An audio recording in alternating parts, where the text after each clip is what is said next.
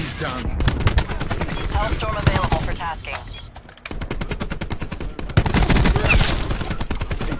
Triage system engaged. One. Medical override system available. Established sniper helicopter above. What is going on, guys? Welcome back to the channel, and yes, a video with a face cam. Don't get excited, you see me all the time in the streams. Keep your pants on. Anyway, guys, we're going to be taking a little look at my stats and my settings, and hopefully help you guys out increasing your KD, your SPM, or whatsoever. So let's take a little look at my stats before we get into the settings. A 3-win loss ain't too bad considering I play solo. I'm playing against 5-mans all the time in TDM. Keeping in mind all these stats right now, I've played 100% solo. That is going to be the case up until Master Prestige, guys. 100% solo and 100% TDM. So we have 26,000 kills in TDM. Well, we're up there in the leaderboards. We would be if the leaderboards weren't SPM. Rip the dream. Nearly 3 million score, a 534 SPM. Again, not too bad for the TDM player with a 4.45 EKA KD ratio, whatever you want to call it, guys. And average kills of 27. I'd say that's high. I'd probably average at least 30 in a game, but you know, Treyarch love to put me in games that are just about finished. But anyway, guys, let's dive into the settings. But first of all, we're going to start actually, instead of the controls, we're going to start off with the graphics today, because this is something I've done in Call of Duty for such a long time. They always tell you when you start up the game, adjust the brightness level until the image is barely visible. I never do this. Never do this. And obviously, guys, depending on what screen you're watching on right now, it's going to look different. It might not be there for you guys. It might be completely dark. It might be bright as hell. But my advice would be, telling you so it's barely visible, I would make it like really easy to see. Right now mine is on 40. If I bump that down to 0%, I can still see it on my screen. So really I should be running this at 0%. I have settings on my my monitor as well, so obviously that's going to come into terms how bright your monitor is, TV is. But I run it at 40% and it is pretty bright. So my tip right now would be bump it up by like 30-40% from what it actually should be. Make it brighter than they suggest, because if you ran it there, you wouldn't see anything. Like I've done this in every Call of Duty, and honestly, guys, just do it. I don't know if it's going to make a difference to you guys, but it definitely does to me. Don't do it so it's barely visible. Make sure it's easily visible. That instead of barely visible, easily visible, guys. Colorblind mode, ignore all the rest. That is my only tip for the graphics. Make it brighter. Make your screen brighter.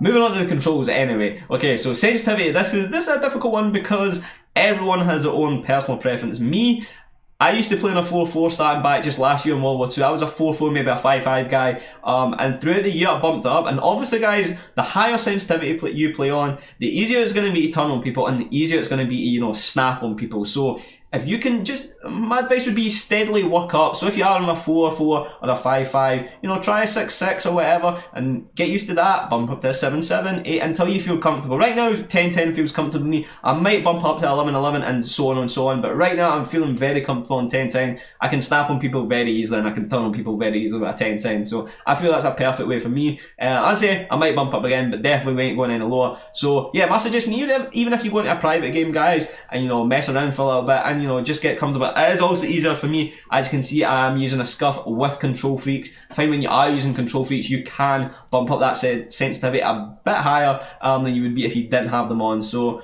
if you want to turn on people even easier, get yourself some control freaks. Target assist, aim assist, all that on. Controller vibration. Okay, guys, this is a big one. Do not play with controller vibration on. That I have no idea how. I used to do it years and years ago, until I tried to turn it off. I could never go back. I don't know how anyone can play with controller vibration these days. For me, it's just an off-put when you're on a gunfight and your control.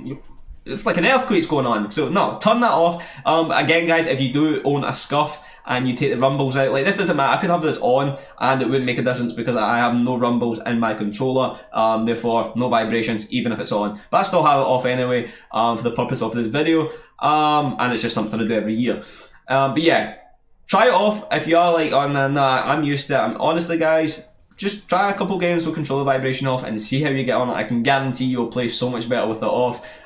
This is a nice new feature, okay, that came into Black Ops 4. Sprint cancels reload, and I actually have it off. I haven't even tried it on, guys, because I am that much a habit. If I want to cancel reload, triangle. It's just in my memory now, triangle. So I mean, you could give that a go, turning that on. You know, if you're about to reload and you see a dude, just sprint, it'll cancel it, and then you can get straight into that gunfight. For me, I'm just so used to, as I say, triangle, or if you're on Xbox, YY, to cancel that reload, get in that gunfight super quick, and slay them, and then reload. Stick layout, still default. I do play tactical. Again, I play with a scuff, so it's a bit different. I've got paddles as well. But again, even if when I didn't have a scuff, I was either playing tactical or I played stick and move. Therefore, your R3 button was either crouch and prone or jump. So I wouldn't play default. I'd say even if you haven't got a scuff controller, play either tactical or play stick and move, because then you have an advantage. You don't have to move your thumb to do either jump or go prone, guys. So definitely tactical or stick and move is going to give you a major advantage in gunfights if you want to drop shot. I know it's a bit harder in this game, or if you want to jump shot, which seems to be the case of this year because every single person is jump shot every single gunfight, thinking it is CWL week. But anyway, guys, that is about it. I just say back over sensitivity, whatever you want, but definitely, guys, control the vibration, and you're going to want to play the stick and move tactical, whatever you prefer, whatever you can get used to. I'd honestly probably say if you didn't have a scuff, I'd say stick and move, purely for the fact this year is harder to drop shot, so go with that jump shot, but not every gunfight, guys, don't be that guy. As I say, graphics as well, make sure this is easily visible. Honestly, guys, it helps me out every year. It might help you out. But guys, that is all for today. If you did enjoy today's video, be sure to drop that thumbs up if you are brand new. Subscribe, turn on notifications. Guys, until next time, peace.